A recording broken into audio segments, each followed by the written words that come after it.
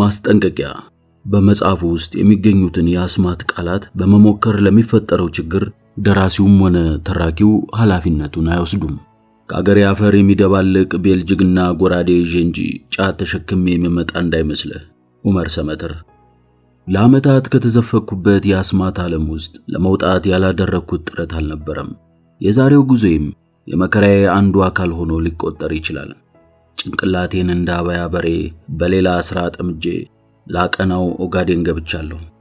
የስራን ያህል ፈዋሽ መድኃኒት እስካሁን የትኛውም ኬሚስት አልቀመመም። የትኛውም ስርማሽ፣ የትኛውም ቅጠል በጣሽ ደብተራ እንደ ስራ ፈዋሽ የሆነ ፍቱን መድኃኒት እስካሁን አላገኘም። ስራ ነው መድኃኒቴ። በስራ ውስጥ ስላለው ህቡ ፈውስ ጥሮተኞች ቢያብራሩት ይሻላል። ቤት መዋል ከጀመሩ ጊዜ አንስቶ ስንት ደዌ እንደተፈራረቀባቸው የሚያውቁት እነሱ ብቻ ናቸው። ኦጋዴን ውስጥ የሚንቀሳቀስ አንድ የውጭ ድርጅት ለከፍተኛ የመስክ ጥናት ሲጋብዘኝ ያላንዳች ማቅማማት የአውሮፕላን ቲኬት ቆርጬ የመጣሁት ራሴን በሥራ ጠምጄ ከአስማት ዓለሜ ውስጥ ተመንጥቄ ለመውጣት ካሉኝ ጽኑ ፍላጎት የተነሳ ነው። የኢትዮጵያ አየር መንገድ ንብረት የሆነው ቦይንግ አውሮፕላን ጎዴ አውሮፕላን ጣቢያ ለማረፍ ከፍታውን በመቀነስ ላይ ነው። ከታች ለጥ ያለው በረሃ የአሸዋ ሐይቁን ሰርቶ ብርዥ ይላል። ሚራዡ ያጥበረብራል። አውሎ ንፋሱ እዛም እዚህም ሰማይን ለመደገፍ የቆመ ምሰሶ ይመስል እንደ ዘንዶ ሽቅብ ይጥመለመላል። አውሮፕላኑ በአውሎ ነፋስ ርችት ታጅቦ የጎዴን አውሮፕላን ጣቢያ ማኮብኮቢያ ላይ እንደ ጆፌ አሞራ ጉባልና ወደፊት ይንደረደር ጀመር። 35 ሜትር ስፋትና 2288 ሜትር ርዝመት ባለው ማኮብኮቢያ ላይ እያቃሰተ ተንደረደርና ሲቆም በሶማሌኛ ቋንቋ ወሬያቸውን እያደሩት የመጡት ተሳፋሪዎች በአንድ ላይ ግር ብለው በመነሳት ለመውረድ ይጋፉ ጀመር። ከአውሮፕላኑ የወረድኩት የመጨረሻው ተሳፋሪ እኔ ነበርኩ። ጎዴ በወበቅና በአሸዋ ጥፊ ተቀበለች። በ1959 ዓመተ ምህረት በንጉሠ ነገሥት ግርማዊ ቀዳማዊ ኃይለ ሥላሴ ተመርቆ የተከፈተው ጎዴ አውሮፕላን ማረፊያ አሁን የሲቪል አውሮፕላኖች ይስተናገዱበት እንጂ አሰራሩ ለወታደራዊ ቤዝ እንደነበረ ያስታውቃል። በኦጋዴን ጦርነት ወቅት የሶማሊያ ወራሪዎች ጎዴን በያዙበት ቅጽበት አርሰውት የነበረው የኢትዮጵያ ጀቶች ለውጊያ እንዳያርፉበት ቢሆንም ከድል በኋላ ታድሷል። ተርሚናሉን እንዳለፍኩ አይኔን እያጨላሞስኩኝ ሰማዩን ቀና ብዬ ለማየት ሞከርኩ። እሳት የሚተፋ የገሃነም በር መስሏል። ፀሐይዋ ቂም እንደቋጠረች ባልቴት የአይኗን ቄጥ ታንቦገቡገዋለች። የሚሰቀጥጥ ድምጽ የሚያሰማው የበረሃ ነፋስ ሊያንሳፍፈኝ ምንም አልቀረውም። ዶክተር ዲዲሞስ ዶሬ እንኳን ደህና መጣህ የሚል ጽሑፍ ከፍ አድርጋ የያዘች ሴት እየጠበቀችኝ ተመለከቱ። በአካል አትወቀኝ እንጂ በስራዎቼ ታውቀኛለች። እኔም እስከ ዛሬ በአይነ ስጋ አልያት እንጂ በስልክ ብዙ ጊዜ ያናግሬያታለሁ። አያን ትባላለች። አያን እኔን የጋበዘኝ የውጭ ድርጅት ቢሮ ባልደረባ ናት። ዶክተር የሚለውን ቅጽል ስመለከት የምሁርነት ስሜት ሊሰማኝ ሞከረ። በተለያዩ ሀገራት የቀሰምኳቸው የአርኪኦሎጂ፣ የፊሎሎጂና የአንትሮፖሎጂ ትምህርቶቼ ለዚህ ቅጽል ቢያበቁኝም ውስጤ ግን ከጥንታዊ ዓለም ያልወጣው ኋላ ቀር ፕሪሚቲቭ ሰው እንደሆንኩኝ ይነግረኛል። ዛሬ ያስጋበዘኝና ዶክትሬት ዲግሪ ያስኩበት የሶሻል አንትሮፖሎጂ ጥናቴ ዓለም አቀፋዊ ዕውቅና ቢያስገኝልኝም ትክክለኛው እኔነቴ ግን በጥንቱ ዓለም ጥናት የተዘፈቀ ነው። በአስማቱ ዓለም ውቅያኖስ ውስጥ የሰጠምኩ የሰው መርከብ ነኝ። የሉቅያኖስ እጆች የሚታዩኝ አስማታዊ ሰው። እስከ ዛሬዋ ጠዋት ድረስ ካልጋዬ ሳልወርድ የለመደብኝን አስማት መዳፎቼን ዘርግቼ ደግመዋለሁ። የጥንት የምስራቅ ፓልሚስቶችን አስማት ሐራግራይ፣ ዋሽታይ፣ ላኸመሺ፣ ለሃሽሚ፣ ሐራማዳይ፣ ሐራሙላይት፣ ቱጁቤንዳይ፣ ራባታይ፣ ሐር ዳርሳናም። በዘልማድ ይህንን አስማት ሳልደግም ካልጋዬ አልወርድም፣ ሰውም አላደርግም። ከንቱ የአፍ ልማድ ሊባል ይችላል። ይሁን እንጂ ትርጉሙ የብልጽግና ኃይል በጣቶቼ ላይ ነህ፣ የጥልቁ ዕውቀት ኃይል በመዳፌ ላይ ነህ፣ የፈጠራዎች ኃይል በመስመሬ ላይ ነህ፣ ይሄ ቀን የኔ ነው እንደማለት ነው። ይህንን እደግምና በቀኝ መዳፌ ግንባሬን ነክቼ ቀኝ እግሬን አስቀድሜ ቀኔን እጀምራለሁ።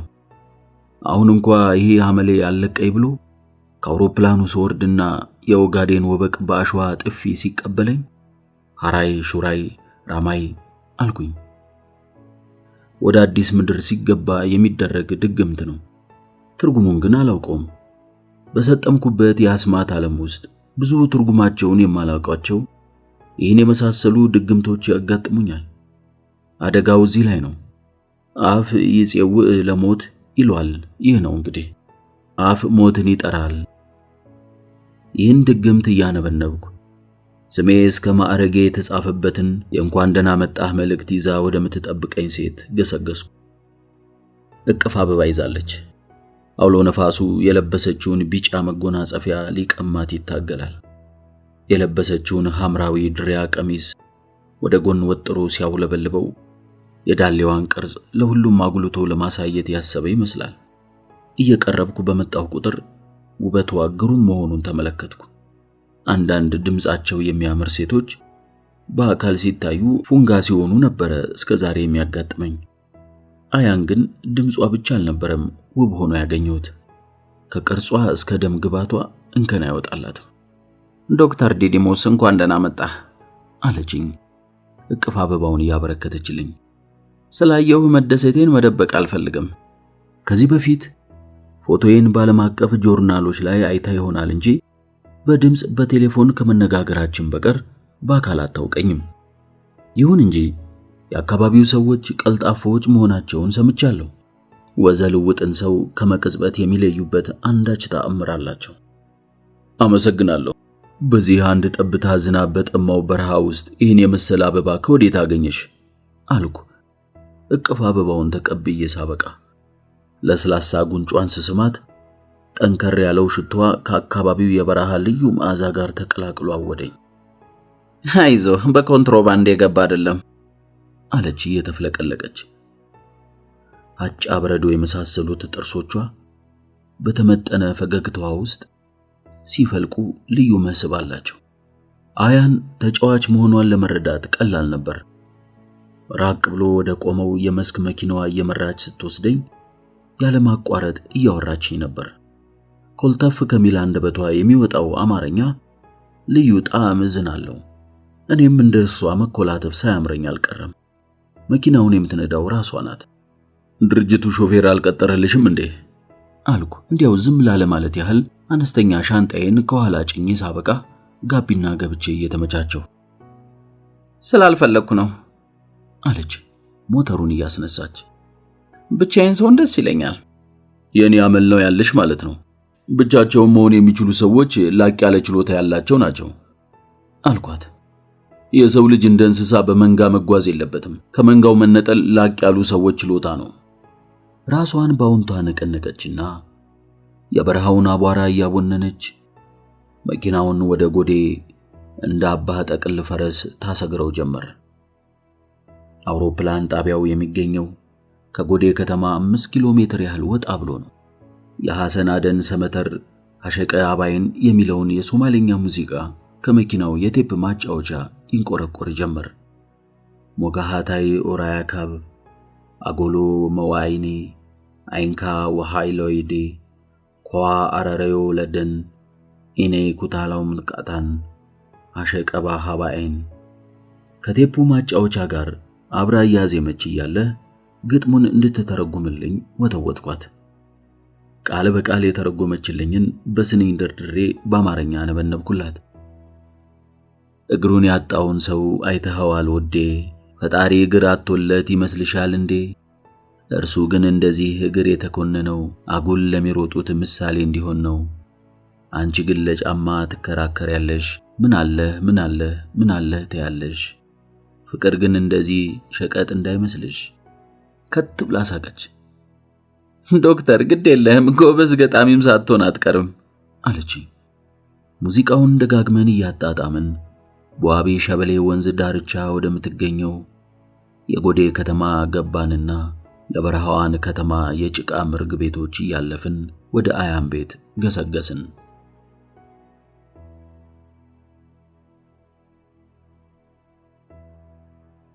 አያን ወደ ቤቷ በቀጥታ ከወሰደች በኋላ ግሩም የሆነ ምሳ ጋበዘችኝና ጥዑም የሆነ የሐረር ቡና ፈላችልኝ። አቦል ቡናዋን እያጣጣምኩ ሳሎኑን መቃኘት ጀመርኩ። ብቻዋን እንደምትኖር መገመት ቀላል ነው። ቤቷ በጥሩ ሁኔታ የተያዘና የጨካኙን በረሃ ከባድ ወበቅ ለመከላከል ኤሲ የተገጠመለት ነው። ይህ ባይሆን ኖሮ እስካሁን በሙቀቱ ቀልጬ ወደ ፈሳሽነት ላለመለወጤ እርግጠኛ መሆን አይቻልም። ቡናዬን በዝግታ እየላፍ ግድግዳ ላይ የተሰቃቀሉትን ፎቶዎች እቃኝ ጀመር። ከፊት ለፊቴ ማዶ ባለው ጥግ ላይ ጥቁርና ነጭ በሆነ የእጅ ሥራ የተቀዳ ፎቶ ይታያል። አባትሽ ናቸው ስል ጠየቅኳት፣ ፎቶውን እያየሁ መሆኔን መገንዘቧን እንዳወቅኩ። አዎ አባቴ ነው አለች። ቡና የጣደችበትን የከሰል ምድጃ ማርገብገቧን ገታ አድርጋ። በሕይወት የለም።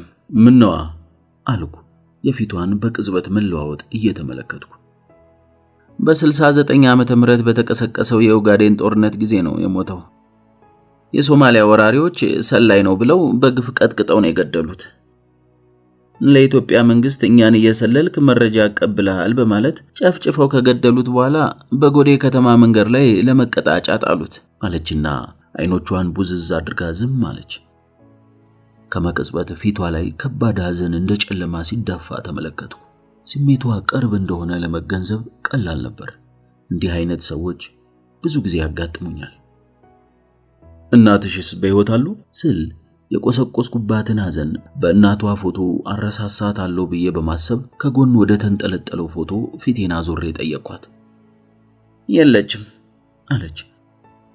እርሷም ወደ እናቷ ፎቶ አይኖቿን ወርውራ፣ ረጅም ነው ታሪኩ ዶክተር፣ ሌላ ጊዜ አጫውታለሁ።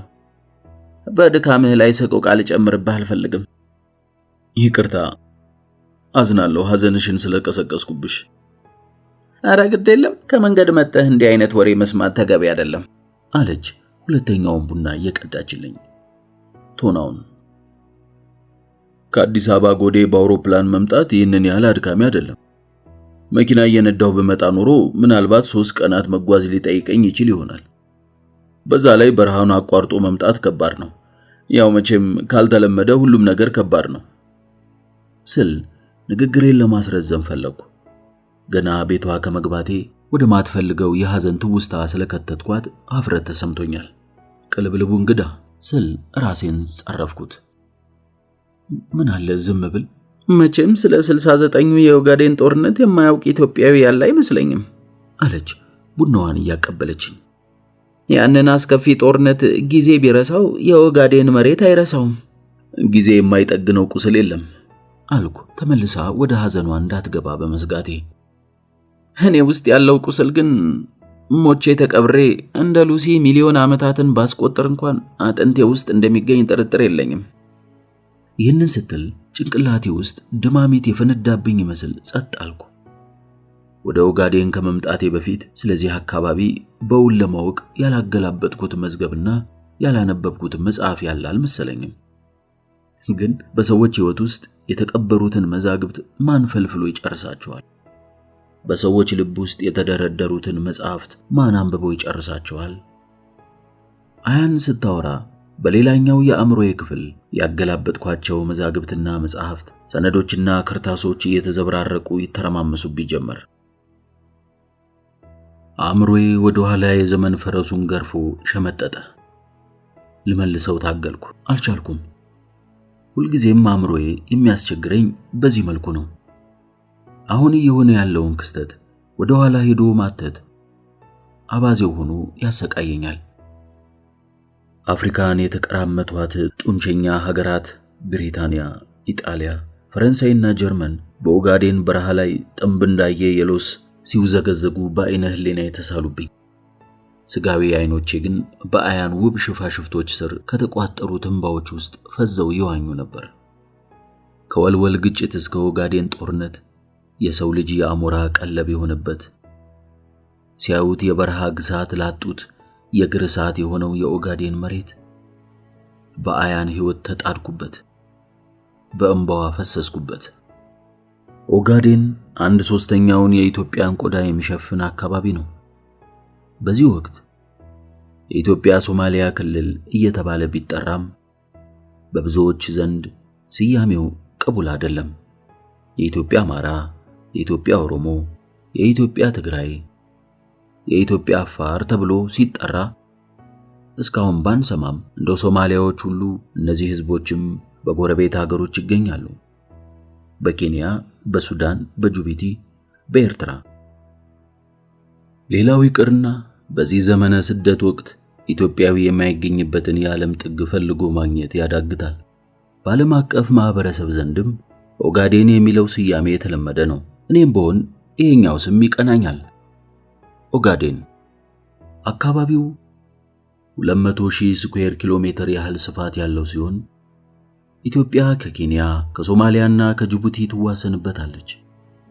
በአብዛኛው ለዓይን የሚያታክት በረሃ ሲሆን ለዲካ ማረፊያ የሚሆን አምባ ተራራዎችም ይታዩበታል። ከደጋማው የኢትዮጵያ ክፍል ከባሌ ተራሮች የሚነሱት ዋቢ ሸበሌና ገናሌ ወንዞች በረሃውን ሕይወት ዘርተውበት ባያልፉ ኖሮ በዛ አካባቢ የሰው ልጅ ለመኖር መቻሉ ያጠራጥራል። የኢትዮጵያን ወሰን አቋርጠው ወደ ሶማሊያ የሚገቡት እነዚህ ወንዞች ለሶማሊያ ሕዝብ ሳይቀር ከድንበር ተሻግረው የሕይወቱ መሰረት ናቸው። 80% የሚሆነው የሶማሊያ ሀገር ሕዝብ በእነዚህ ወንዞች ዳርቻ ነው ተከማችቶ የሚኖረው። የወንዞቿን ምንጭ ለመያዝ አያሌ ጦርነቶችን በማድረግ ዘመኗን የጨረሰችው ኢትዮጵያ በሰሜን በአባይ ወንዝ ምክንያት ከግብጽና ከሱዳን፣ በደቡብ በጊቤ ሰበብ ከኬንያ፣ በወዲህ በምስራቅ በኩል ደግሞ በዋቢ ሸበሌና በገናሌ ሳቢያ ከሶማሊያ ተፋጣ መኖሯ ግልጽ ነው።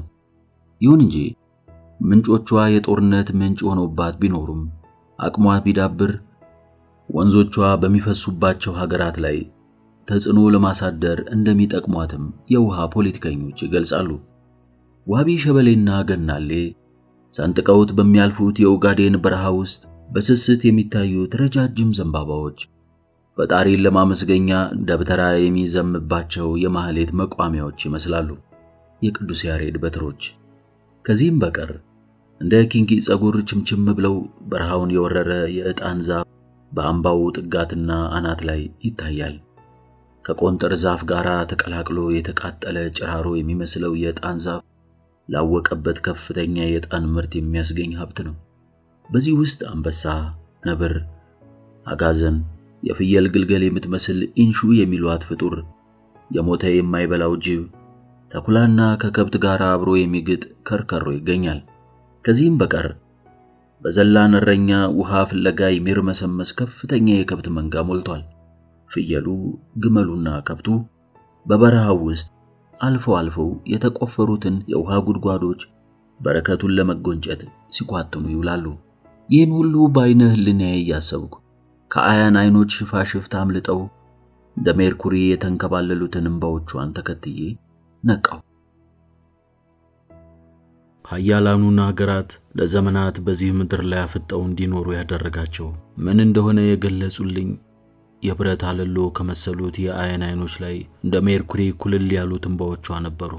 አሸዋ ባጠለቀው ረሞጫ በረሃ ውስጥ ሀገራትን ጦር ሲያማዘዝ የኖረውና እንደ እብድ ገላጋይ ድንጋይ ሲያቃብል ዘመናትን ያስቆጠረው አመዳሙ በረሃ ሳይሆን የከርሰ ምድሩ ሀብት ነበር።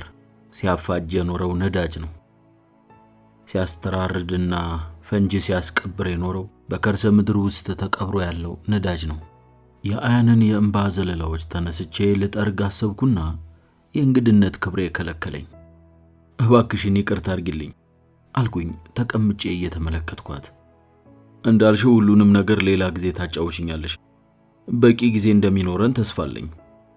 እኔ ነኝ ይቅርታ መጠየቅ ያለብኝ አለች አያን እንባዋን ጠራርጋ የግዷን ፈገግ ለማለት እየሞከረች። እንግዳ ተቀብሎ እንባ የሚጋብዝ ሰው ታይቶም ተሰምቶም አይታወቅም። እባክሽን ቀለል አድርገሽኝ፣ ወግ አጥባቂ የሚባል ሰው አይደለሁም።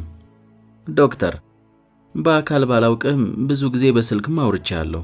አያሌ ጥናታዊ ጽሑፎችህንም አንብቤያለሁ። በእውነቱ ለረጅም ጊዜ የማውቅ ያህል ይሰማኛል። ለዛ ነው ስሜቴን መደበቅ ያቃተኝ አለች በረካውን ቀርታ እያቀበለችኝ። እኔም በሆነ ብዙም የእንግድነት ስሜት አልተሰማኝም። እምባዬ ሳይቀድም የቤተሰቦቼን ሰቆቃ ባጫውትህ በወደድኩ። ነገር ግን እነሱን ባሰብኩኝ ቁጥር ስሜታዊ እሆናለሁ። ለነገሩ ለሌሎች ነገሮችም ስሜቴ ቅርብ ነው። ሌላ ጊዜ ይደርሳል። ሌላ ጊዜ ሁሉንም ነገር ተረጋግተሽ ትነግሪኝ ይሆናል። ይልቁንስ ፀሐዩ በረድ ሳይል አይቀርም። ወጣ ብለን ብንናፈስ ይሻላል። እኔም ወደ ሆቴል መሄድ ይኖርብኛል። ለምሳውና ስለ ቡናው በእጅጉ አመሰግናለሁ። ሐሳቧን ሳትቀይር ብድግ አልኩና የአነስተኛ ሻንጣዬን ጆሮ ያዝኩ። ወዲያው ግን የቤቷ ግቢ በር እስኪያቃስት በኃይል ሲንኳኳ ሰማሁ። በቆምኩበት ደርቄ ቀረሁ። አያን ያለ ረፍት እስኪያቃስት ድረስ ሲንኳኳ የነበረውን የግቢ በር ለመክፈት ሮጣ ከወጣች ቆይታለች። ከውጪ የሆነ ንግግር እየቀረበ ሲመጣ ይሰማኛል። የአያን ብቻ ድምጽ ነበር። ቀስ አትልም ትለዋለች። አንኳኪው ወንድ እንደሆነ ተረዳው። ምናልባት ባለቤቷ ይሆን? ራሴን ጠየቅኩት። ከሰው ቤት ዘው ብዬ ቢጠረጥራትስ? ስለ እኔ ያውቅ ይሆን እንዴ? ደሞ ጣቷ ላይ ቀለበት አላየሁም። በቁሜ ዘጭ ብዬ ተቀመጥኩና ወርደቴን መጠባበቅ ጀመርኩ። ተጋብዤ ሳይሆን ተገብዤ የገባሁኝ ውሽማ የሆንኩኝ ያህል ተሰማኝ። ራሴን በውሽማ አምሳል በመቁጠሬ ክብሬ ሁሉ ተንዶ ሲከዳኝ ታወቀኝ። ትንሽዬ አይጥ የሆንኩኝ መሰለኝ። ተነግረህ አትሰማም አይደል?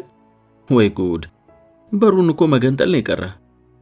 የአያን ድምጽና የሌላ ሰው ዳና እየቀረበ መጣ። በዚህች አፍታ ያላሰብኩት አልነበረም። ራሴን ለፍልሚያ ማዘጋጀትም ቃጠኝ። እንደገና ተነስቼ ቆምኩና የቤቱ በር እስኪከፈት ተጠባበቅኩ።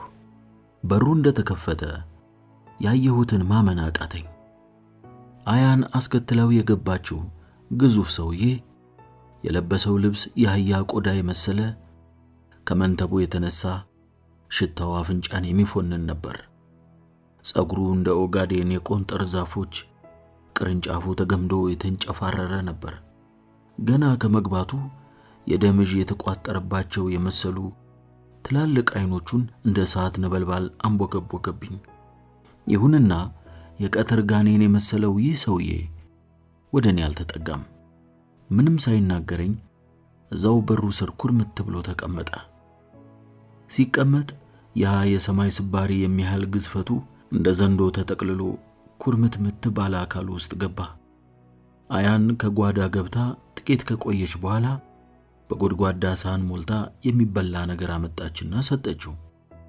ዶክተር ተቀመጥ እንጂ ሰው አይተናኮልም አለችኝና በአይኗ ዝም በል በማለት አይነት ጠቀሰችኝ። ትንፋሼን በረጅሙ ለቅቄ ተቀመጥኩ። ሰውየው የጎድጓዳ ሳህኑን ምግብ በአንድ አፍታ በጥድፊያ ሻመደውና ተነሳ። አያን በፎሌ ውሃ ስትሰጠው በከንፈሮቹ ግራና ቀኝ እያዥረበረበ ገረጨጨውና ፎሌውን መልሶላት ምንም ሳይናገር ወጥቶ ሄደ። ትንፋሼን ሰብስቤ እንደተቀመጥኩ አይኖቼን በቀስታ ወደ አያን መለስኩ።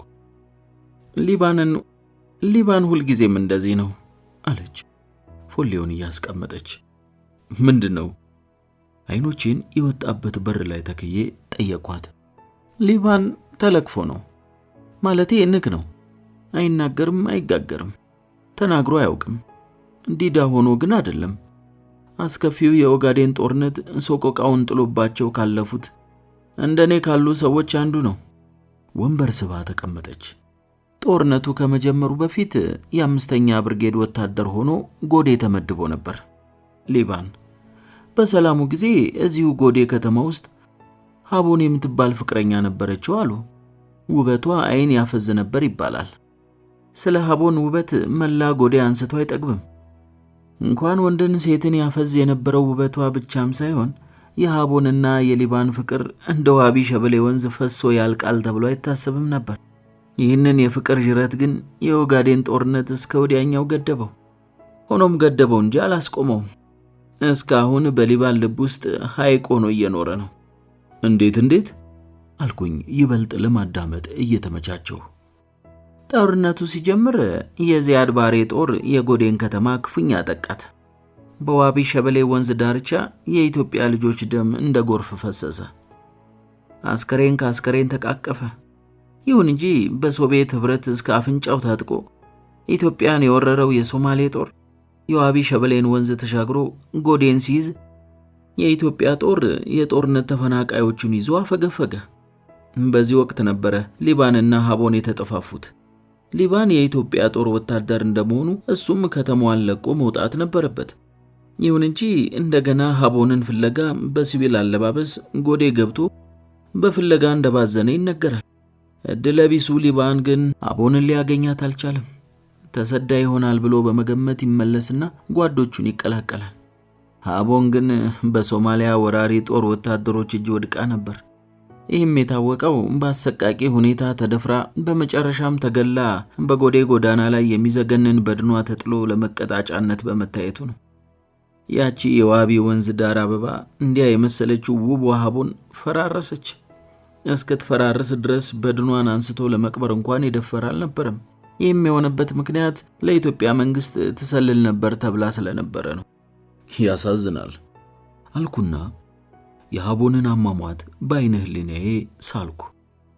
ምስኪኑ ሊባን የሀቦንን ዘግናኝ አሟሟት የተረዳው በኢትዮጵያ አሸናፊነት ጦርነቱ ከተደመደመ በኋላ ነበር። የዚያድ ባሬ ጦር እግሬ አውጭኝ ብሎ ሸርጡን ለቆንጥር እያስረከበ ሞቃዲሾ እስኪገባ ከተባረረ በኋላ ሊባን በድል አድራጊነት ጎዴ ይመጣል። ባዶ ቀርታ የነበረችውን ከተማ እንደገና የጦርነት ተፈናቃዮች ተመልሰው ነፍስ እየዘሩባት ነበር። ሀቦንን በየመንደሩ እየጠየቀ ሲያፈላልግ ሰነበተ። ይሁንና ሀቦንን ሊያገኛት አልቻለም። ይባሱን የሀቦንን ዘግናኝ አሟሟት ያዩ ሰዎች ይነግሩታል። በድኗም እስኪፈራርስ ድረስ የወደቀበትን ቦታ ያሳዩታል። ከዚያ በኋላ ነበር በሊባን ላይ የሰማይና ምድሩ የተገለባበጠበት። የሀቦንን አስከሬን የበሰበሰበትን አፈር እየዘገነ እንደ ተወጋ አውሬ እያጓራ ልብሱን ሲቀድ ጸጉሩን ሲነጭ ከሰነበተ በኋላ በዚያው አእምሮውን ተነካ፣ ለቀቀ። የጎዴ እብድ ሆኖ ቀረ።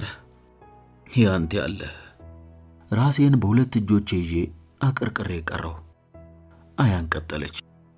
ወደ እኔ ቤት የሚመጣው የቤተሰቦቼን አሰቃቂ ታሪክ ሲያወሩ ሰምቶ እንደዛ ስለሚመስለኝ አጎርሰዋለሁ፣ ውሃም ሰጠዋለሁ። ወደ ራሷ ታሪክ እንድትገባ በማሰብ እኔኮ አልኩ ካቀረቀርኩበት ቀና ብዬ። እኔኮ ሳየው አስፈሪ ገጽታ ቢኖረውም የተከበረ ሰው እንደነበር ሁኔታው ያሳውቅ ነበር። እንዲያውም አግኝቶ ያጣ ድሃም ነው ስላስቤ ነበር። አላደለ የከሰረ ሰው የከሰረ ድሃ ከስሮ አያውቅም አለች አያን ራሷን እየተቆጣጠረች እንደሆነ በሚያሳይ ሁኔታ። ከስሮ የማያውቅ ድሃ ብቻ ነው። ሊባን ግን የፍቅር ሀብታም ነበር። ያጣትን ሀቦንን የሚተካለት ምድራዊ ሀብት የትም ሊገኝ አይችልም። ልክ ብለሻል። ሶማሊያ የተባለችውን ሀገር በካሳ መልክ ቢሰጡት እንኳን ሊጠገን አይችልም። ለአያሌ ደቂቃዎች በየራሳችን አእምሮ ውስጥ ሰጥመን ከቆየን በኋላ ሻንጣዬን ይዤ ተነሳው። ወደ ሆቴሌ መሄድ አለብኝ። የተያዘልኝ መኝታ ቤት በጎዴ ከተማ መሃል በሚገኝ ቀለዲድ ከተባለ ሆቴል ጎን ነው። አያን ፔኒሲዮኑ ድረስ ሸኝታኝ ስታበቃ መልካም አዳር ተመኝታለኝ ወደ ቤቷ ተመለሰች።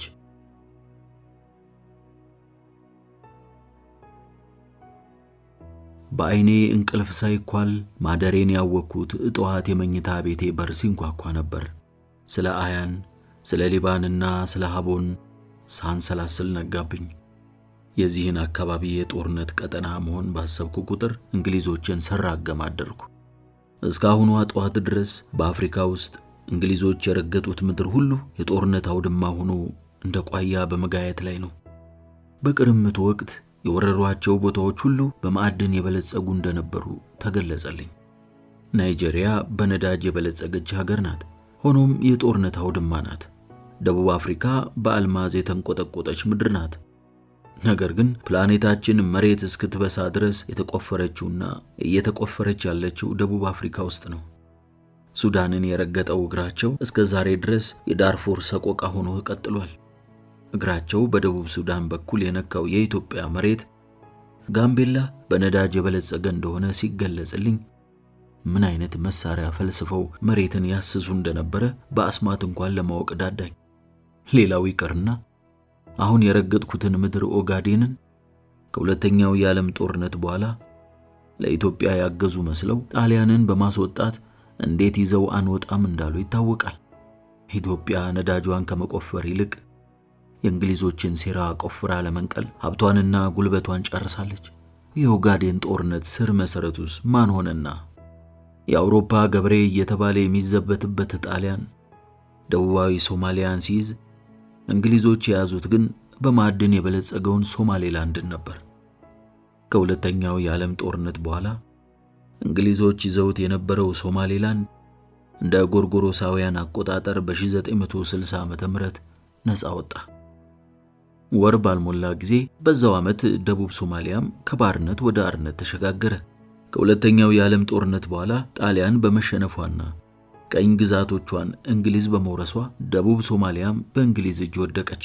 በ1941 ዓመተ ምህረት ንጉሱን አጅበው ኢትዮጵያ የገቡት እንግሊዞች ኦጋዴንን ከኢትዮጵያ ነጥቀው ከራሳቸው የእንግሊዝ ሶማሌላንድና ከጣሊያን የወረሱትን ደቡብ ሶማሊያን በአንድ ላይ ጨፍልቀው ታላቋ ሶማሊያ የሚል ግዛት የመፍጠር ህልማቸውን እውን ለማድረግ ተንቀሳቀሱ። ይባስ ብለው አይናቸውን በጨው አጥበው ኦጋዴንን በዘይላ ወደብ ለመለወጥ ለኢትዮጵያ ጥያቄ አቀረቡ። ከዚህም በላይ በልዩ ልዩ ጋዜጦች የታላቋ ሶማሊያን ዓላማ በማስተዋወቅ ኢትዮጵያን የቀኝ ገዥነት ምስል የሚያላብስ ፕሮፓጋንዳ ጀመሩ። ኢትዮጵያም ዘኢትዮጵያን ሄራልድ በሚባለው ጋዜጣዋ የእንግሊዝን ታላቋ ሶማሊያ የተባለ ሐሳብ ቅዠት ነው ስትል አወገዘች። እነ ጸሐፌ ትእዛዝ አክሊሉ ሀብተወልድን የመሳሰሉ የኢትዮጵያ የቁርጥ ቀን ልጆች ዓለምን ብቻ ለብቻ ባይገጥሙት ኖሮ የእንግሊዞች ፕሮፓጋንዳ መቋቋም ከባድ ነበር። ይሁንና የቀዝቃዛው ጦርነት በመተካቱና የዓለም የፖለቲካ በመለዋወጡ ምክንያት ቀኝ ገዢዎቹ እንደ መሽገር መነቀል ጀመሩ። ሶማሊያም ነፃ ወጣች። ኦጋዴንም ለኢትዮጵያ ተመለሰች። የእንግሊዞች ቦምብ ግን እንደተቀበረ ነበር። የውስብስቡ ሴራ ክር ከረጢት መመዘዝ የጀመረው ቆይቶ ነበር። እንግሊዞች ኦጋዴንን ለቀው ሲወጡ በሚስጥር ሰርተው የደበቁት መስፈርቱ 1 ለ500 ሺህ የሆነው ካርታና ሌሎች ኦጋዴንን የተመለከቱ ጥብቅ ሚስጥራዊ ሰነዶች የውሃ ሽታ እንደሆኑ ቀሩ። ሶማሊያ ነፃ ከወጣች በኋላ ለ9 ዓመታት የተዘጋጀችው ኢትዮጵያን ለመውረርና ታላቋ ሶማሊያ የተሰኘውን የእንግሊዝ ቦምብ ለማፈንዳት ነበር። ለዚህም ስትል የሶቪየት ህብረት የፖለቲካና የእንጀራ ልጅ በመሆን እስከ አፍንጫዋ ታጠቀች። በመፈንቅለ መንግስት ስልጣን ላይ ፊት ያለው ፕሬዝዳንት ዚያድ ባሬ የምዕራብ ሶማሊያ ህዝብ ነፃ አውጪ የተባለውን ድርጅት በማስታጠቅ እያሰረገ ወደ ኢትዮጵያ ያስገባ ጀመር። በመቀጠልም ዝግጅቱን ያጠናቀቀው የሶማሊያ ጦር በ1969 ዓ.ም በይፋ ኦጋዴንን ወረረ። በጥቂት ቀናት ውስጥም በዶሎና በባሬ ተረማምዶ ጎዴን ከ5ኛ ብርጌድ እጅ ነጠቀ። ፕሬዝዳንት ዚያድ ባሬም ለሶማሊያ ወራሪዎቹ በአደባባይ መደስኮሩን ቀጠለ። ወደ ኢትዮጵያ ስትገቡ በጉጉት የሚጠብቃችሁ ብሶት ያናወዘው ጸረ መንግስት ኃይል ነው። በፊታችሁ የሚቆም ወታደር የለም። ኢትዮጵያ ስትገቡ ስለ ምግብ ችግር አይግባችሁ። ስጋው፣ እህሉ፣ ከብቱ፣ ብርቱካኑ፣ ሙዙና ፓፓያው የተትረፈረፈበት ውብና የጥጋብ ሀገር ነው። ቦምብ እየወረወራችሁ ሳይሆን ሙዝና ብርቱካን እየተወራወራችሁ ነው ኢትዮጵያ የምትገቡት። ሄዱና ያችን የጥጋብ ሀገር ያዟት ሲል እንዳንበሳ ገሳ። የወራሪው ጦር ታላቅ ምት ጎዴ ላይ አረፈ።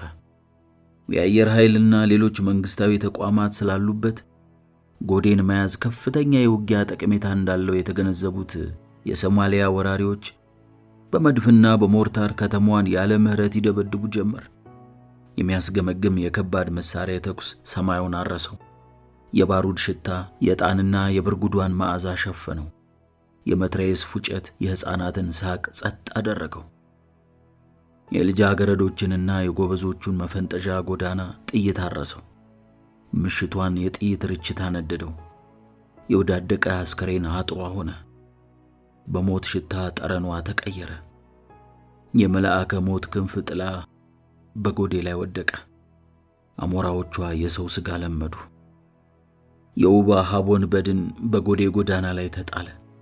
የአያንን አባት ቅዱስ አስከሬን አሞራዎች ተዋጨቁት። ይህንን ቀፋፊ የጦርነት ታሪክ በዓይነ ሕሊናዬ ሳወድር ነበር። የመኝታ ቤቱ በር መንኳኳት ወደ አሁኑ ዓለም የመለሰኝ። ፎጣዬን አገልድሜ በሩን ከፈትኩት። አያን እንደ ጠዋት ጮራ እየተፈለቀለቀች ቆማ ነበር። እንደምን አደርክ ዶክተር አለች፣ ግንባሯን ቁጥር ፈታ እያደረገች። ሙቀቱ እንዴት አደረገ? ኤሲው ባይኖር ኖሮ እንደ ቅቤ ቀልጥ ነበር አልኳት፣ ወደ ውስጥ እንድትገባ እየጋበዝኳት። እንቅልፍ በደንብ እንዳልተኛ አይኖቼ ያስታውቃሉ። ድልህ መስለዋል። አዎ፣ ጥሩ እንቅልፍ አልተኛውም፣ እንደዛ ማለት ይቻላል። ስለ ሊባን፣ ስለ ሀቦንና ስለ አንቺ አባትም የነገርሽኝን ሁሉ ሳመነዥከው ነው የነጋብኝ። የኔ ጥፋት ነው። መልካም አቀባበል እንዳላረኩልህ ግልጽ ነው። ይቅርታ ይደረግልኝ። ለዚህ ጥፋቴ ጥሩ ቁርስና ወፍራም ቡና አዘጋጅቼልሃለሁ። እንሂድ አለች ከደጅ እንደቆመች። ወደ ውስጥ ተመለስኩና ተለቃልቄ ወጣሁ። ገና ጠዋት ቢሆንም ሙቀቱን በመፍራቴ ከጥጥ የተሰራውን ነጭ ልብሴን ለብሼ ወጣሁ። አውቀህበታል አለች አያን አለባበሴን አይታ። የበዛ ልምድ አለህ ማለት ነው። በትክክል። ከዚህ በፊት በኑቢያና በግብጽ በረሃዎች ውስጥ ሰፊ የአርኪኦሎጂ ምርምር ከሚያደርግ የጥናት ቡድን ጋር ብዙ በመስራቴ የበረሃን ጠባይ አውቄዋለሁ። ፒራሚዶችን አይተሃቸዋል? አለች ወደ ቤቷ እየመራችኝ። የመጀመሪያዎቹ ፈርዖኖች ኢትዮጵያውያን ነበሩ የሚባለው እንዴት ነው? ፒራሚዶቹ የተሰሩትም በእነርሱ ትዕዛዝ መሰረት ነው የሚሉ ጥናቶች አሉ። አሁን ያለችውን ኢትዮጵያ ስናይ ግን ይህ ተረት ተረት አይመስልህም? ቢመስልም አይገርምም። ያቺ የማያ የአዜቲክና የኢንካና የፎኒሺያ ስልጣኔ መነሻ የነበረችው የጥንቷ ኢትዮጵያ አሁን አንገቷን ደፍታለች። ፔጋሰስን የሰሩት እጆቿ ተጣጥፈዋል። ውቅያኖስን አቋርጠው ይቀዝፉ የነበሩ መርከቦቿ ሰጥመዋል። ምክንያቱ ምንድነው ትላለህ? እርምጃዋን ገታ ፈጠጠችብኝ። ታላቋ ኢትዮጵያ ለምን ፈረሰች? ለዘመናት በተካሄደ ዓለም አቀፍ ሴራ ምክንያት መሆኑ ግልጽ ነው። እስከ ዛሬ ኢትዮጵያ ያደረገቻቸውን ጦርነቶች ማን ቆጥሮ ይጨርሳል? በዘመኗ ያለ ጦርነት የመሸ ቀንና የነጋ ሌሊት የላትም። ይህ ሁሉ ለምን ይመስልሻል? ድንጋይ የሚወረወረው ፍሬ ወዳለው ዛፍ ነው አለችና እርምጃዋን ቀጠለች። ልክ ብለሻል። ዛፏ ላይ አንድ ፍሬ እንኳን የቀረ እስከማይመስል ድረስ ተጨፍጭፋለች። ለዘመናት በደረሰው ጭፍጨፋ የተነሳ ዛሬ ያሉት ህዝቦቿ ስላለፈው አኩሪ ታሪክ ማውራት ራሳቸውን እስኪያሳፍራቸው ድረስ አንገታቸውን ደፍተዋል። ታሪኳ በልባቸው ፍርስራሽ ውስጥ ተቀብሯል። አንድ አነስተኛ አውሎ ንፋስ ጎዳናውን ቀውጥ ያደረገውና ንግግሬን አቋረጠኝ።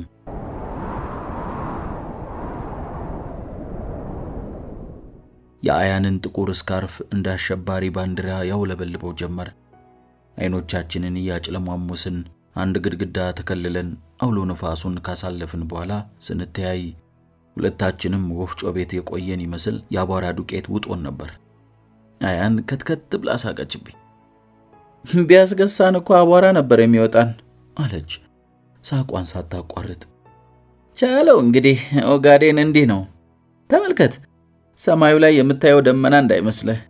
የኦጋዴን ሰማይ ሁል ጊዜም በአውሎ ነፋስ ርችት እንደተንቆጠቆጠ ነው።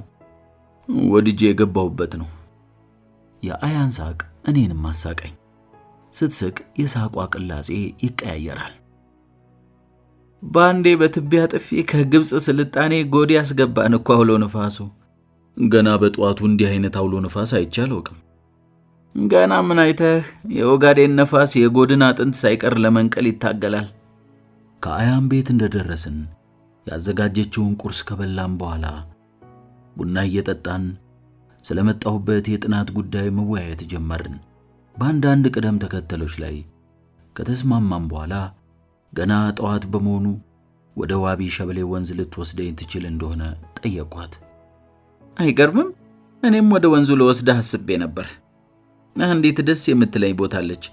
እዛች ስፍራ ተቀምጬ የሚወርደውን ወንዝ ስመለከት መንፈሴ ይታደሳል። እንዲያውም አንዳንድ ጊዜ ሰው በአካባቢው አለመኖሩን አይና አውላልቄ ዋኛለሁ። ተደብቀው ያዩኝ ጎረምሶች ወሬውን ወደ ከተማ ስላመጡት የጎዴ ከተማ ሰዎች እንደ ጤነኛ ሰው አይቆጥሩኝም። እንዴት ሴት ልጅ እርቃኗን ወንዝ ውስጥ ትዋኛለች እያሉ እብድ እንደሆንኩኝ ያወራሉ። ሻጣን ያለብኝ ይመስላችኋል? አለች እየተዘገጃጀች። የአካባቢው ማህበረሰብ ለሴቶች ካለው አመለካከት የተነሳ እንደሆነ ስለምቆጥረው ምንም አይመስለኝም። የሴት ልጅ እርቃኗን መሆን ያለባት ባሏ ፊት ብቻ ነው የሚል አመለካከት አላቸው። ከአያም ቤት ወጣንና ከተማዋን መሃል ለመሃል ሰንጥቆ የሚያልፈውን አውራ ጎዳና ያዝንና ወደ ዋቢ ስንወርድ እግረ መንገዳችን ስለ ከተማዋም አጫወተችኝ።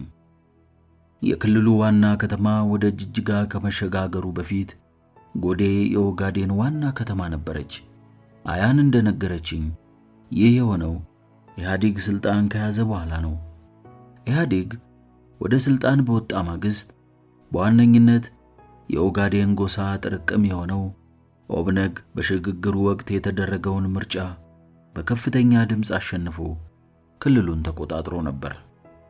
ከኦጋዴን ውጪ የነበሩ በቁጥር አናሳ የሆኑ ጎሳዎች ፍርሃት ያደረባቸው ኦብነግ የራስን ዕድል በራስ መወሰን የሚለውን ፈሊጥ ይዞ የኦጋዴንን ጎሳ በመያዝ ሌሎቹን የመጨፍለቅና የመገንጠል ልዩ ዓላማም እንዳለው ውስጡን በመሰማቱ ነበር። ኦብነግ አኩርፎ ከሽግግሩ መንግስት ፓርላማ ሲወጣ ሌሎች ከኦጋዴን ጎሳ ውጪ ያሉ ጎሳዎችን እንወክላለን የሚሉ ሰዎች ኦሲዲሊ የተባለ ድርጅት መስርተው ኦጋዴንን መምራት ጀመሩ። ይሄኛው ፓርቲም ብቻውን ቀጠናውን መምራት ሲያዳግተው የቀድሞው የኦብነግ ለዘብተኛ አባላትን በማሰባሰብ ሶዴፓ የተባለ ፓርቲ በማቋቋም ክልሉን መምራት ያዘ። ለምን የክልሉን መንግስት ወደ ጅጅጋ ለማዛወር እንደተፈለገ እኔ አይገባኝም አለች አያን ከተማዋን እያስቃኘችኝ። ከተሞች መመስረት ያለባቸው በወንዝና በሐይቅ ዳርቻዎች ነው። ያለ ጥቅም የሚፈሰው ዋቢ ሸበሌን ለማልማት ጎዴ አስፈላጊ ነበረች። በንጉሱም በደርጉም ጊዜ የነበሩት ሰፋፊ የእርሻ ቦታዎች አሁን ወድመዋል፣ አሸዋ ሰፍሮባቸዋል። ወንዙን ወደ በረሃ ይረጩ የነበሩ የውሃ መሳቢያ ሞተሮች አሁን ዝገው ቆመዋል። ቀዳማዊ ኃይለ ሥላሴ ያሰሯቸው ተቋማት እንኳ አሁን በቅጡ አልተያዙም። በዛ ባልሰለጠነ ዘመን ባንክ፣ ቴሌ፣ ፖስታ ቤትና መብራት አስገብተው ነበር። ለሙስሊሙ መስጊድ፣ ለክርስቲያኑ ቤተክርስቲያን፣ ትምህርት ቤት፣ ኤርፖርትና ሆስፒታልም አስገንብተው በከተማዋ ዙሪያ ዘላኖችን በማስፈር የተረጋጋ ኑሮ እንዲመሰርቱ ጥረው ነበር። ከተማዋን ግራና ቀኝ እየተመለከትን ቁልቁል ወደሚጥመለመለው ዋቢ ሸበሌ ወንዝ ወረድን። ሰማያዊ በርሜል የተሸከሙ አህዮች ብቻቸውን ሲጓዙ ተመለከትኩ። ተመልከት ዶክተር አለች አያን ወደ አህዮቹ በጧቷ እየጠቆመች። ወደ 70,000 የሚጠጋውን የጎዴ ህዝብ ውሃ የሚያጠጡት እነዚህ አህዮች ናቸው። ወንዙን ያውቁታል ማለት ነው? ተገርሜ ጠየቅኳት። ሌላው ይቅርና አህያ አይታሰርም፣ ቤቱን ያውቀዋል። ውሃ ቀርተው የሚጭኑት አሽከሮች ወንዝ ይጠብቁትና ያሸክሙታል። በቀጥታ ወደ ቤቱ ይጓዝና ጭነቱን የሚፈታውን ሰው ይጠባበቃል። ይገርማል አልኩ አህዮቹን እየተመለከትኩ። መሰልጠን እንደሚቻል ከዚህ በላይ ማሳያ የለም። ካሰለጠንከው እንኳን ሰው አህያም ይሰለጥናል። ይገርማል። ሌሊትም አይታሰሩም? አይታሰሩም አለች አያን። ጎዴ ውስጥ ጅብ አህያን በላ ሲባል ሰምቼ አላውቅም። እንዲያውም አህዮች ጅቡን ያባሩታል። በዚህ እየሳቀን ወደ ዋቢ ወንዝ ደረስን። በወንዙ ላይ በተሰራው የብረት ድልድይ ላይ ቆመን ቁልቁል የሚጥመለመለውን የዋቢ ሸበሌ ወንዝ መመልከት ጀመርን። ይህ ወንዝ ለሰፋፊ የመስኖ እርሻዎች ቢውል እንኳን ኦጋዴንን መላ ምስራቅ አፍሪካን ይቀልባል።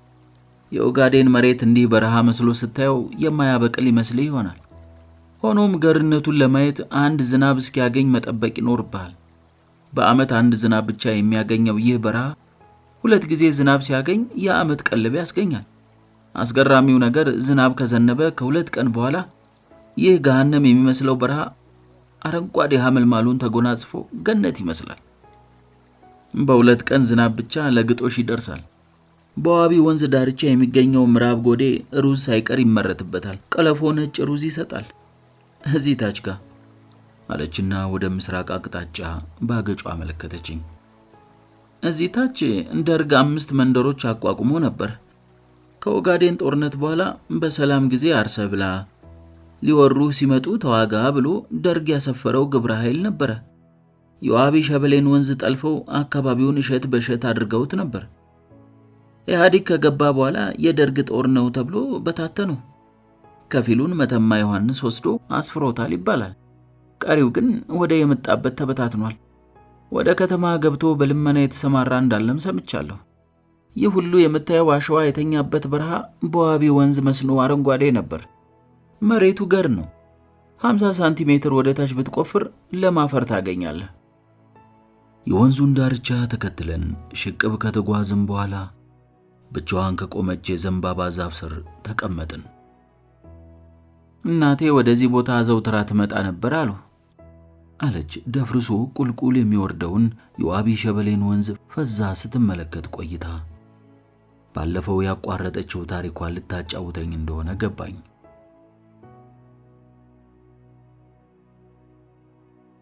ከአባቴ ጋር ጣፋጭ ፍቅር የተቃመሱባት ቦታ ይህች ቦታ እንደሆነች በቅርቡ የሞቱት ጎረቤቴ ያጫውተውኛል። በልጅነትሽ ነው ማለት ነው እናትሽንም ያጣሻቸው? አዎ አለች አሻግራ ከሩቅ ያለውን ድልድይ የተመለከተች። የሶማሊያ ጦር ጎዴን ሲወርድ ነበር እኔንና ሕፃን ወንድሜን በፊትና በጀርባዋ አዝላ የተሰደደችው። ወዴት? ወደ ሰሜን አቅጣጫ። ጎዴን የሶማሊያ ወራሪ ጦር ሲቆጣጠረው ከተባራሪ ጥይት የተረፈው ነዋሪ ከተማዋን ለቆ ወደ ደናን፣ ቀብሪ ዳሃር፣ ቀብሪ ባያ፣ ደጋሃቡርና ጅጅጋ ተሰደደ። እናቴ ግን በዚህ አልቆመችም። ሐረር ድረስ ገሰገሰች። እስከ ጦርነቱ ማብቂያ ሐረር ከቆየች በኋላ የዚያድ ባሬ ጦር ተሸንፎ መቃዲሾ ድረስ መፈርጠጡን ስትሰማ ወደ ጎዴ ተመለሰች። ጎዴ ፈራርሶ ነበር። ከተቃጠሉ ታንኮችና ከፈራረሱ ግድግዳዎች በቀር መጠለያ እንኳን አልነበረም። መንገዶችን የወዳደቁ አስከሬኖች ሞልተዋቸው ከተማዋ ጥንብ ትሸት ነበር። የጦርነት ተፈናቃዮች ወደ ከተማዋ አንዳንድ እያሉ ተመልሰው ነፍስ እስከሚዘሩባት ድረስ ጎዴ ሲኦል መስላ ነበር። ከስደት የተመለሰው ነዋሪ አስከሬኖቹን ቀብሮ ቤቶቹን እንደ ነገሩ እየጠገነ መኖር ሲጀምር ግን ሌላ ስቃይ ተጀመረ። ሌላ ጦርነት ይጀምራል። ደግሞ የምን ጦርነት? የድመት ጦርነት። አትቀልጂ። ደግሞ የድመት ጦርነት ተብሎ የተሰየመው የትኛው ጦርነት ነው?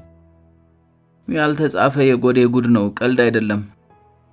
የጦርነት ተፈናቃዮች በተመለሱ በጥቂት ቀናት ውስጥ አያሌ ሕፃናት መጥፋት ጀመሩ። እምጥ ይግቡ ስምጥ ሕፃናቱ የት እንደደረሱ ማወቅ ሳይቻል ብዙ ቀናት አለፉ። የእኔም ወንድም የጠፋው በዚህ ወቅት ነበር። የት ጠፋ? ልነግርህ ነው።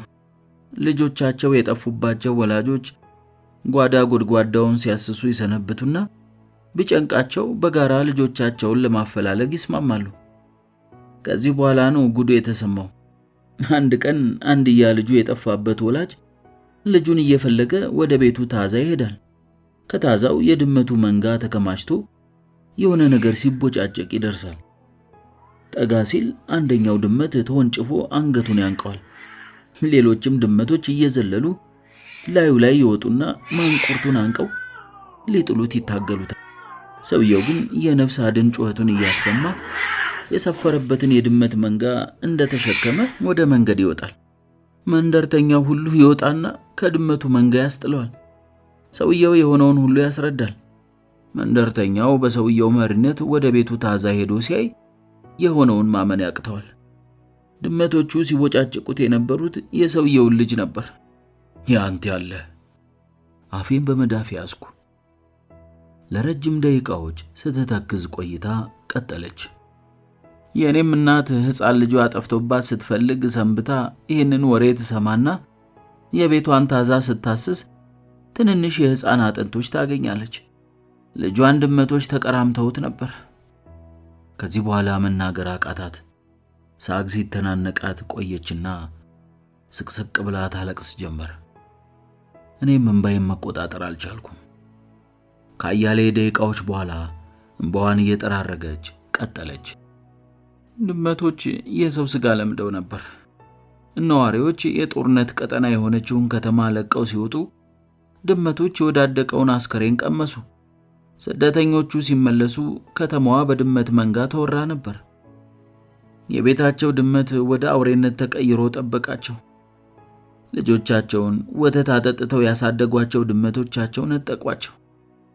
እናቴም ልጇን ድመት እንደበላባት ሲገባት በቁሟ ተዝለፍልፋ ወደቀች። አልተነሳችም። ይህ አንተ ያለ ከዚህ የበለጠ የጦርነትን ሰቆቃ ማሳያ የሚሆን ምሳሌ ምን አለ? የኦጋዴን ሰቆቃ፣ የጎዴ ጉድ። አንቺስ እንዴት ተረፍሽ? በድል ብንለው ይሻላል። ይህንን ሁሉ ሐዘን ተሸክመሽ ኑሪ ብሎ ፈጣሪ ፈርዶብኝም ይሆናል አለች አይኖቿን ደጋግማ እየጠራረገች። ከዛስ ማን አሳደገሽ? እናቴን ለመቅበር የመጣችው አክስቴ ሐረር ወስዳ አሳደገችኝ። ስትወስደኝ ገና የ3 ዓመት ሕፃን ነበርኩ። ቤተሰቦቼን የማውቃቸው በፎቶ ብቻ ነው። አክስቴ ልጅ አልነበራትም፣ መሃን ናት። እንደ ልጇ ተንከባክባ ነው ያሳደገችኝ። አማርኛሽ የሰላው ለዚህ ነው? ሐረር በማደግሽ ማለት ነው? ከሆነ ልክ ነው። እዛው ሐረር ተምሬ ጥሩ ውጤት ካመጣው በኋላ አዲስ አበባ ዩኒቨርሲቲ በመግባት የመጀመሪያ ዲግሪዬን በሶሺዮሎጂ ያዝኩ። ሁለተኛ ዲግሪዬን ደግሞ ሆላንድ ሀገር በአንትሮፖሎጂ ሰርቼ ተመልሻለሁ። ይሄው ነው ታሪኬ። በቃ። ተነስታ በሚፈሰው የወንዝ ውሃ ፊቷን ታጠበችው፣ እንባዋን ለዋቢ ሰጠችው። ከምሳ በኋላ ሞቃታማውን ቀን መኝታ ቤቴ ውስጥ ገብቼ አመለጥኩት። ከውጪ መዋል የማይታሰብ ነው። ቤት ገብቶ ኤሲን ከፍቶ መዋል ግድ ይላል። አያን ነፈስፈስ ሲል እንደምትመጣ ነግራኛለች። ስራችንን በይፋ የምንጀምርበት ምሽት እንደሆነ ተነጋግረናል። ስለ እርሷ ብዙ አውቃለሁ። ጎዴ ተወልዳ ሐረር ማደጓን፣ አዲስ አበባ ዩኒቨርሲቲ በሶሺዮሎጂ የመጀመሪያ ዲግሪዋን እንደያዘች፣ ማስተርሷን ሆላንድ ሀገር እንደተቀበለችና አሁን እኔን በጋበዘኝ ዓለም አቀፍ ድርጅት ውስጥ ተቀጥራ እየሰራች እንደሆነ ተርካልኛለች። ከሁሉም ልቤን የነካው ግን በቤተሰቧ ላይ የወረደው መቅሰፍት ነበር። በሰላይነት ተጠርጥሮ በሶማሊያ ጦረኞች በግፍ የተገደለው አባቷ፣ በድመት መንጋ የተበላው ሕፃን ወንድሟና የልጇን ጥቃቅን አጽሞች በማየቷ በድንጋጤ ወድቃ የሞተች እናቷ።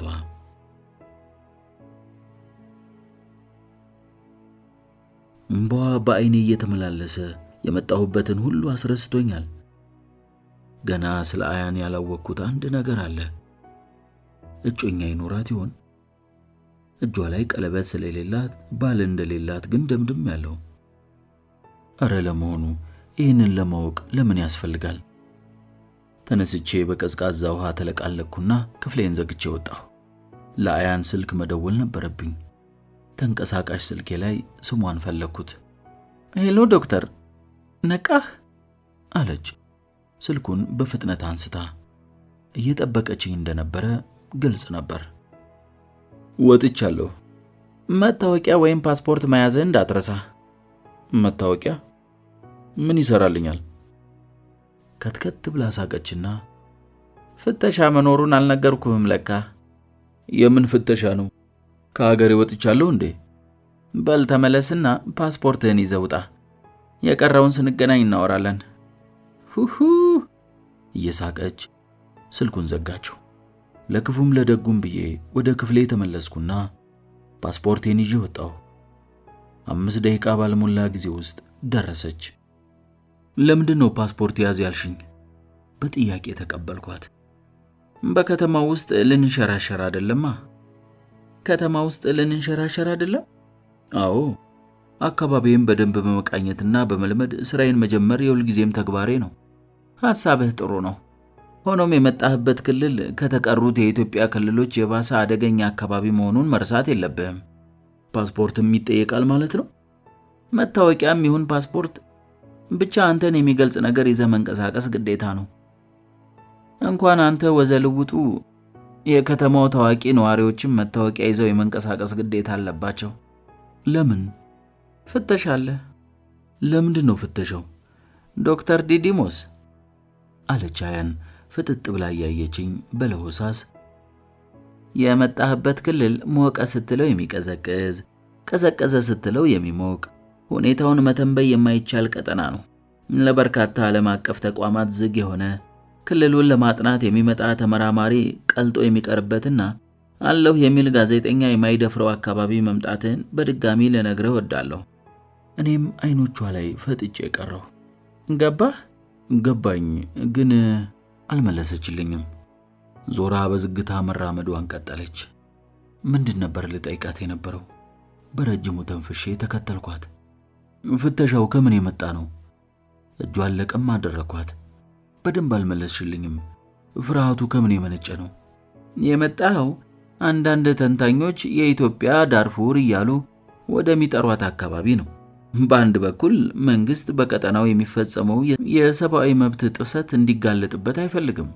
ታጣቂ ቡድኖቹን ለመምታት ሲል የወሰዳቸው እርምጃዎች፣ ያቃጠላቸው መንደሮችና ያደረሳቸው ሰቆቃዎች እንዳይጋለጡ እንዲሁ በማለት ዓለም አቀፍ ድርጅቶችና ጋዜጠኞች በአካባቢው በነፃነት እንዲንቀሳቀሱ አይፈቀድም።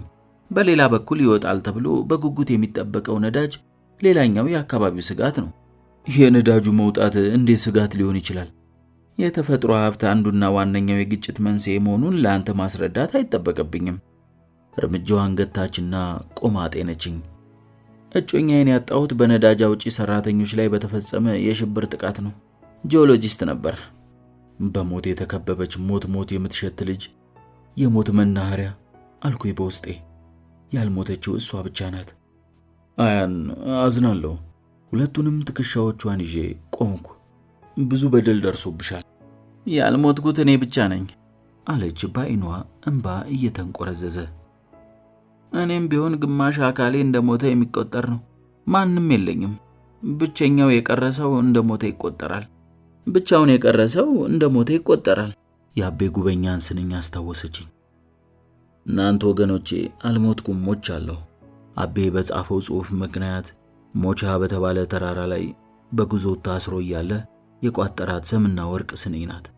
አያን እንባዋን ታግላ መለሰችና መጓዛችንን ቀጠልን። እንዳለችውም በየቅያሱ ቆመው የሚፈትሹ ወታደሮች አላፊ አግዳሚውን ከራስ ጸጉሩ እስከ እግር ጥፍሩ እየፈተሹ ነበር። ለበርካታ ጊዜ ተፈተሽኩ። ፓስፖርቴን ባሊዝ አልቆልኝ ነበር።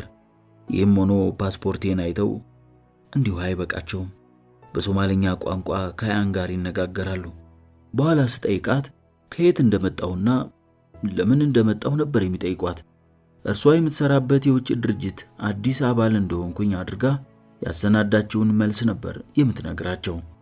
ጎዴ መሸት ሲል ትንሽ ተንፈስ ትላለች። ከምሳ በኋላ መስሪያ ቤቶች ሳይቀር ዝግ ናቸው። አመሻሽ ላይ እንደገና ስራ ይጀምራል። የቀኑ ሐሩርና ገሃነም የመሰሉ ሙቀት ጋብ ሲል ነዋሪዎች በየበራቸው ይወጡና ይቀመጣሉ። ጫት የጨረሰ የቢራ አንገት ያንቃል። የውጭው ድርጅት ላቀደው ጥናት ለምን እኔን መምረጥ እንደፈለገ ሳንሰላስል አደርኩ። ሁልጊዜም ለአዲስ ፈተና ራሴን ማዘጋጀት ደስታ ቢሰጠኝም ይሄኛው ፈተና ግን ከጥናቱ ውጪ ያለ ከባድ ተግዳሮት አለበት። እስራት ወይንም ሞት ሊሆን ይችላል። ይህ ከየትኛውም ወገን ሊመጣ እንደሚችል አለመታወቁ ደግሞ ሌላው ችግር ነው። ማንን መጠንቀቅ እንዳለበት የማያውቅ ግዳይ ወደ ገዳዩ እየገሰገሰ ላለመሆኑ እርግጠኛ መሆን አይቻልም። ተነስቼ ከተጣጠብኩ በኋላ ማስታወሻዬን ይዤ ከክፍሌ ወጣሁ። ትናንት አያን ባስጠነቀቀችኝ መሰረት ፓስፖርቴን ኪሴ ወሽቄያለሁ። ከፔኒሲዮኑ ፊት ለፊት ካለች የኪኒን ዛፍ ስር ቡና የምታፈላ ሴት አየሁና ሄጄ ባርጩማ ላይ ተሰየምኩ። ቡናው የገለጠልኝ ይመስል የውጭው ድርጅት ሁነኛ ላለው ጥናቱ የጋበዘኝ በሁለት ዋና ዋና ምክንያቶች እንደሆነ ተረዳሁ። አንደኛው በግብጽ በረሃ ውስጥ ያከናወንኩትን ዓለም አቀፍ ዕውቅና ያስገኘልኝን ጥናት ይሆናል ብዬ ገምቻለሁ። ብዙ ምሁራን ያጣቀሱት ጥናት ነው። ጥናቱ ብቻ ሳይሆን ፈታኝ በነበረው በረሃ ውስጥ የተከናወነ ምርምርም በመሆኑ ድርጅቱ የበረሃ ልምዴን ከግምት ውስጥ አስገብቶ ሊሆን ይችላል። ሁለተኛው ደግሞ የሶሻል አንትሮፖሎጂ ሙያዬን አጢኖ ሊሆን ይችላል። እንዲህ የሚል ግምትም አጫረብኝ። እንደሚታወቀው ሶሺዮሎጂ የተባለው የእውቀት ዘርፍ ከአንትሮፖሎጂ ጋር ሲጣመር ስለ አንድ ማህበረሰብ በጥልቅ ለማወቅ ምሉ የሆነ መሳሪያ ይሆናል። ሶሺዮሎጂ የአንድን ማህበረሰብ ያኗኗር ሁኔታ ጥቅል በሆነ መልኩ ወይንም ጥልቅ በሆነ መንገድ የሚያጠና ሳይንስ ሲሆን፣ ባህሉንና የማህበረሰቡን ስነ ልቦናም በጥልቀት ይመረምራል። በማህበረሰቡ ውስጥ ወሳኝ የሆኑ ጠፍንገው የያዙትን ችግሮች፣ ግጭቶችን የሚፈቱባቸውን ባህላዊ መንገዶች፣ ሊለውጧቸው የሚችሉትን ልማዶች፣ ሊተዋቸው የማይችሉትን ሁኔታዎች፣ ትኩረት የሚሰጣቸውን ኩነቶችና ሌሎችንም ሁኔታዎች ይተነትናል። ማርክስ እንደሚለው ማህበረሰብ የመደብ ግጭት ውጤት ነው። የግጭቱ መንስኤ ደግሞ እያለቀ የሚሄደው የተፈጥሮ ሀብት ነው። ይህንን ሁኔታ በውል ለማጥናት ሶሺዮሎጂ የተባለው የእውቀት ዘርፉ ጥሩ መሳሪያ ሲሆን ከስሩና ከጥሩ ማህበረሰቡን ለማወቅ ደግሞ አንትሮፖሎጂ የተሰኘው የጥናት መስክ ሁነኛ ዘርፍ ነው። ሶሺዮሎጂ በብዙ መንገድ ከሳይኮሎጂ፣ ከፖለቲካል ሳይንስ፣ ከኢኮኖሚክስ፣ ከታሪክና ከጂኦግራፊ ጋር ቢገናኝም ከአንትሮፖሎጂ ጋር ግን ከሁሉም የበለጠ ትስስር አለው።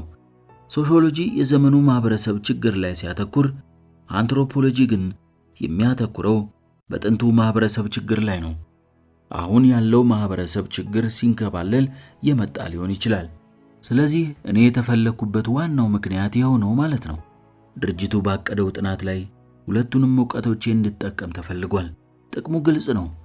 አንድ ሰርጅን ታካሚውን ከበሽተኛው ለመፈወስ ቆዳውን እንደሚቀደው፣ አጥንቱን እንደሚሰብረው የአንድን ማህበረሰብ ችግሩን ሰርስሮ ጠልቆ ማወቅም ፖሊስ ለመንደፍና ማህበረሰቡን ለማሻሻል ይረዳል። ሀገሬን ለማወቅ ከመሪዎቿ ይልቅ የውጭ መርማሪዎቿ ለምን እንደሚተጉ ግልጽ ነው። አሁንም ድረስ አይኖቻቸውን ከዚች ጉደኛ ሀገር ላይ አላነሱም።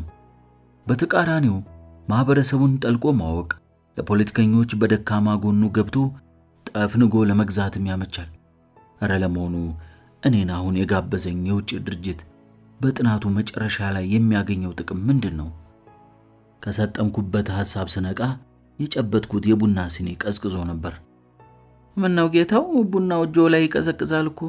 ቡና ሻጯ በግርምት እያየች ነበር። ሌላ ልቅዳለሁ? ይሻላል። ፍንጃሉን ከመስጠቴ በፊት የቀዝቃዛውን ቡና ቀመስኩት። የዝሆን ሐሞት የቀመስኩ መሰለኝ። ሁለተኛውን ቡና በትኩሱ ከመቅመሴ አያን እየተፈለቀለቀች መጣች። ትናንት ለቅሶ፣ ዛሬ ሳቅ። ዛሬ ደግሞ ምን ሰቆቃ ትነግረኝ ይሆን? እንደምን አደርክ ዶክተር አለች እጇን ለሰላምታ እየዘረጋችልኝ። ጊዜ ለማሳለፍ ይመስል እጇ ላይ ያልሳለችበት ነገር የለም። ጥፍሮቿ በተለያዩ የጥፍር ቀለሞች ተንቆጥቁጠዋል። ዛሬ በጠዋት ተነቃቅተሃል። ለስራውም ዝግጁ የሆንክ ትመስላለህ። በትክክል አልኩ በውል ሳላስብበት። ቡና ጠጭና ወደ ምትፈልጊበት ውሰጂኝ። ሰዎቹ ስላልደረሱ አንድ ተጨማሪ ቀን መጠበቅ አለብን አለች የተቀዳላትን ቡና እየተጎነጨች። ሰዎቹ እነማን ናቸው? ሰዎቹ ጥናቱን ለመስራት የሚያግዙን ሰዎች ናቸው። ምን ነው ደነገጥክ? አይ አልደነገጥኩም። ከቡና ሻጯ ፊት ለፊት ጉዳይ ማውራት አልፈለኩም። በዛ ላይ ከመግቢያ መውጫው ፊት ለፊት ናት። ሂሳቡን ከፍዬ ተነሳው። እንግዲያውስ ቀጥሩ ሳይመጣ ወደ ትናንቱ ቦታ ብንሄድ ደስ ይለኛል አልኳት፣ የጠዋቷን ጮራ በስተ ምስራቅ በኩል እየተመለከትኩ። ወደዋል ማለት ነው? ውሃ ደስ ይለኛል። በተለይ የሚወርድ ወንዝ መንፈሴን ይማርከዋል። አዲስ አበባ ስለምኖር ንጹህ ወንዝ ሲወርድ ለማየት ባልታደልም ወደፊት ቀሪ ህይወቱን ወደ ገጠር ወጣ ብዬ ወንዝ ዳር ቤት ሰርቼ ብኖር እያልኩ እመኛለሁ። የኔም ምኞት ነበር። የተገደለው እጮኛዋ ትዝ ብሏት መሆን አለበት። ለምንድን ነው ስለ እኔ ብቻ የምለፈልፈው? ስለ አንተ ታሪክ ለምን አትነግረኝም? አለችኝ ቆም ብላ። ምን ታሪክ አለኝ ብለሽ ነው አልኩ ፈገግ ብዬ የመንግዴን። ከየት ጀምሬ ልነግራት ነው? ከባዶነቴ ጋር አፈጠጠችብኝ። ሚስት አለችህ? አሁን የለችኝም አልኩ ሳቄን አፍኜ። ታሪኬን ከሚስቴ መጀመሯ እየገረመኝ። ለነገሩ ልክ ናት፣ እንዲያውም ትክክል ናት። ከሴት ስለመጣን ታሪካችን ሁሉ ከሴት ይጀምራል። አንዳንዴ ሳስበው ሴት ቀድማ የተፈጠረች ይመስለኛል። ምን ማለት ነው? አለች ሳቅ ብላ። አሁን የለችኝም ማለት እዚህ ይዣት አልመጣሁም ማለት ነው? ፈታኛለች ማለቴ ነው። ምነው መጥፎ ሰው ነህ እንዴ? ቆም ብላ አስተዋለችኝ። በፍጹም መጥፎ ሰው አትመስልም፣ ግን መልካም በሚመስሉ ሰዎች ውስጥ የተሸፈነ አደገኛ አውሬ ሊኖር ይችላል። ትክክል ልትሆኚ ትችያለሽ። ውስጤ አውሬው አለ እያልከኝ ነው? የኔውን አውሬ እንኳን እስካሁን ወጥቶ አላየሁትም። በሚስቴ ውስጥ የነበረው አውሬ ግን እስከ 7 ቀንዶች ወጥቶ በአይኔ በብረቱ ተመልክቼዋለሁ። አልገባኝም። ረጅም ነው ታሪኩ። የልጆቼ እናት መልአክ የምትመስል ውብ ሴት ነበረች። ክንፏ የሳጥናኤል እንደነበረ ያወቅኩት በኋላ ነው። በምድር ላይ የምጠላውን ሰው መርጣ በማግባት ነው የተበቀለችኝ። ምን ብትበድላት ነው ያንን ያክል ማለቴ ነው? ቀድሞም አብራኝ አልነበረችም። ስጋዋ እንጂ ነፍሷ ከኔ ጋር እንዳልነበር የተረዳሁት በኋላ ነው። እንዴት ታዲያ ልጆች ወለደችልህ? ወይስ ልጆቹም የእርሱ ናቸው? በፍጹም። ሳይታወቀኝ ድምፄ እንደ በጋ መብረቅ ድንገት ባረቀ። ልጆቼ የእርሱ ቢሆኑ ኖሮ ምን ይውጣኝ ነበር? በዲኤንኤ አላረጋግጥኩም። ባላረጋግጥም የኔ ለመሆናቸው አንዳችም ጥርጥር የለኝም። ወንዱ ቁርጥ እኔን ነው የሚመስለው። ሴቷን በሕፃንነቷ እናቷን ትምሰል እንጂ ቅንድቧ ሳይቀር የኔን ነው የሚመስለው። በምድር ላይ ያሉኝ ብቸኛዎቹ ደስታዎቼ እነርሱ ናቸው። ይቅርታ አለች አያን እጄን ሳብ አድርጋ መንገድ እያስለቀቀች። እንዲህ ትሆናለህ ብዬ አላሰብኩም ነበር። ስሜት የሚነካ ጥያቄ በመጠየቄ ይቅርታ። እያሳደገው ልጁ የእርሱ እንዳልሆነ የተነገረውን ያህል ስሜቱ ሊጎዳ የሚችል ነው። እውነቱ ግን የብዙ አባቶች ታሪክ እንዲህ መሆኑ ነው። አያን፣ የወሬያችንን ርዕስ መቀየር እንችላለን? ይቅርታ፣ እኔ ከዚህ በረሃ ውስጥ በዚህ ቅጽበት ድብን ድፍርት ትብል ግድ የለኝም። ተስፋ መቁረጥ የማልችለው ልጆቼ ስላሉ ነው። ልጆቼን ሳስብ ስለ እነሱ ስል ሞትን አጥብቄ እፈራዋለሁ። ርዕስ ቀይሪ አላልከኝም? ከት ብላ ሳቀች። እኔ ስለምን እንደምኖር ታውቃለህ? በግፍ የተገደለው አባቴና ከልታማዋ እናቴ ቢያንስ በእኔ ውስጥ መኖር አለባቸው ብዬ ስለማስብ ነው። እነርሱ ሞትን የገደሉት በእኔ ውስጥ ነው። እንግዲህ ልጅ ማለት ሞትን የምትገልበት መሳሪያ ነው። ልጅ ማለት ሞትን የምትገልበት መሳሪያ ነው። መኖር የምትችለው በልጅ ውስጥ ብቻ ነው። ታዲያ ይህንን ሁሉ እያወቅሽ ምን አይነት ቀልድ ነው የምትቀልጂው? በጥያቄ ውስጥ የተረዳሁትን የማውቀው እኔ ነኝ። ልጆቹን የሚወድ አባት መልካም ሰው ነው ማለት ነው። ፈገግ ብላ አጥብቃ ተመለከተችኝ። እኔም በመልሱ ፈገግ ብዬ ተመለከትኳት። የቀድሞዋ ሚስቴ ከገዳቼ በኋላ ሴትን ልጅ ከልቤ ፈገግ ብዬ ስመለከት የመጀመሪያዬ ነው። እኔም በመልሱ ፈገግ ብዬ ተመለከትኳት። የቀድሞዋ ሚስቴ ከከዳቼ በኋላ ሴትን ልጅ ከልቤ ፈገግ ብዬ ስመለከት የመጀመሪያዬ ነው። ሁሉንም ነገር ላጫውታት ወሰንኩ። የዋቢ ሸበሌን ወንዝ አወራረድ ማጀቢያ ሙዚቃ አድርጌ ታሪኬን በሙሉ ልዘከዝክላት ቆረጥኩ። ሁለተኛ አንዳች የምትጠይቀኝ ነገር እንደማይቀር ተስፋ ላድርግ። አንዳች የምትጠይቂ ነገር እስከማይቀር ድረስ